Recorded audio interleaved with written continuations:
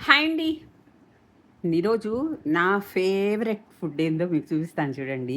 ఇదిగోండి. ఇదేందనుకున్నారు?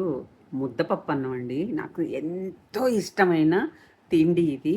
ఎంతైనా తినేస్తానండి. ఈరోజు నాకు కొద్దిగా హెల్త్ బాలేక పులుపులవి తినొద్దన్నారు డాక్టర్. అందుకని ఏం తిందామా అని ఆలోచించి అన్నంలో కందిపప్పు వేసేసి, ఒకరు ఉప్పేసి, ఒక స్పూన్ నెయ్యేసి, ఒక్కరో పసుపేసి పెట్టేస్తానండి. అసలు ఎంత టేస్టీగా ఉందంటే చూపిస్తాను చూడండి. ఇలాంటి ఫుడ్ తింటుంటే హాయిగా ఉంటుందండి. ఎప్పుడు తినేవే కదా! మిగతావన్నీ ఎప్పుడు తింటుంటాం. ఇలాంటివి మాత్రం రేర్‌గా తింటాం. లేదా పసిపిల్లలకు పెడతాం. కానీ మనం గూడా ఒక్కొక్కసారి రుచి చూడొచ్చు. చాలా బావుంటుంది. చూడండి నేను ప్లేట్‌లో పెట్టుకొని ఎలా తింటున్నానో నాకు చాలా ఇష్టమండి ఇది. చూడండి. యమ్మీ టేస్ట్ అండి నిజంగాను.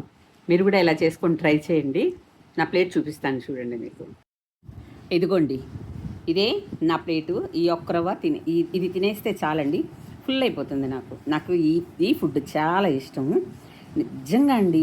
ఇలాంటి ఫుడ్డు చిన్నప్పుడు మా అమ్మ నాకు చేసి పెడితే తినేదాన్ని. ఇప్పుడు అంత ఇంట్రెస్ట్ రాదు ఇది.